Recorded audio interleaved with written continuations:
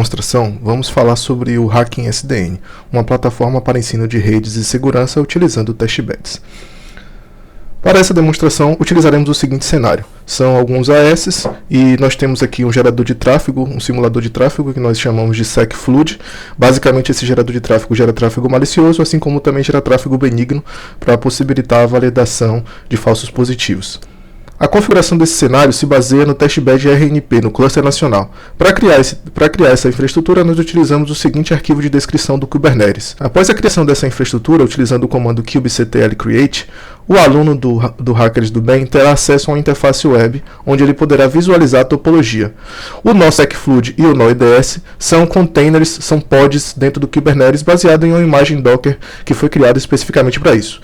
Eles são integrados à topologia através de um túnel VXLAN, e isso permite uma grande variedade de experimentos, uma grande granularidade de experimentos, ao passo que os nós baseados em Network Namespace permitem uma grande escalabilidade. Para demonstrar o uso do MiniNetSec, vamos abrir o terminal do servidor 1 no AS500, e aqui o aluno ele pode ter acesso a um console virtual através do MiniNetSec. Tá? Uma outra interface que o aluno teria acesso após a criação desse ambiente é a interface do controlador SDN Kitos. Por fim, o aluno também tem acesso à interface web do gerador de tráfego, do simulador de tráfego, chamado de SecFlood. Após a autenticação na interface web do gerador de tráfego, do SecFlood, o aluno tem à sua disposição uma interface onde ele pode simular tráfego benigno, assim como também simular tráfego maligno.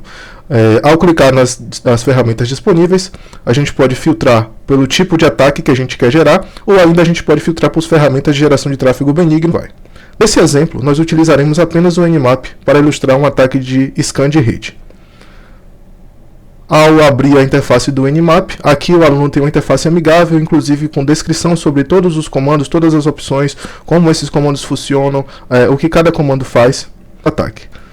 Então nós vamos fazer um ataque contra o servidor 1 do AS500, portanto nós vamos digitar aqui o endereço IP do servidor 1, 172.16.50.1. Vou clicar em mais opções e nós vamos pedir para escanear todas as 65.535 portas.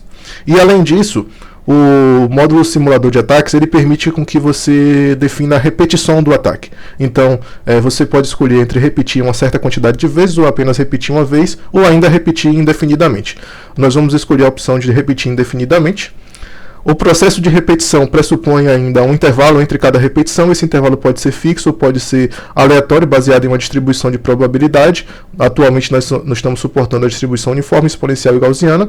Nós vamos escolher um intervalo de repetição fixo e nós vamos escolher um intervalo de 20 segundos entre cada repetição. Ao definir os parâmetros, você tem duas opções. Você pode executar o ataque imediatamente, ou você pode adicionar esse ataque para ser executado junto com outros ataques através do modo de execução em massa. Depois nós vamos vir aqui na interface de execução em massa e nós vamos visualizar que a nossa tabela de comandos a serem executados contém apenas agora o Nmap. Para executar, você pode simplesmente pedir para executar as tarefas. Ao executar a tarefa, nós vamos visualizar que agora nós temos uma tarefa executando, que é a tarefa do Nmap. No IDS, nós deixamos aqui em execução o comando tail para visualizar as últimas modificações do arquivo de logs do Suricata.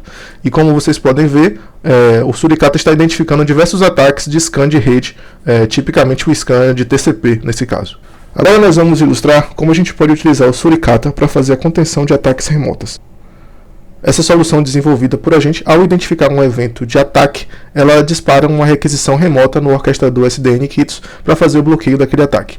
Esse bloqueio pode ter uma duração configurável. Nesse caso, nós estamos bloqueando o host por 300 segundos. Caso o host não tenha nenhuma atividade maliciosa naquele período, ele será desbloqueado. Caso ele continue gerando ataque dentro desse período, ele continuará bloqueado.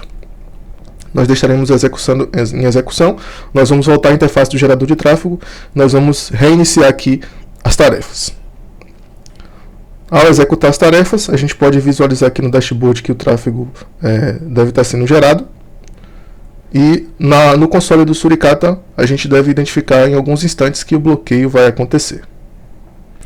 Nesse momento, o Suricata identificou que o host estava realizando atividade maliciosa e solicitou um bloqueio remoto na API do controlador SDN.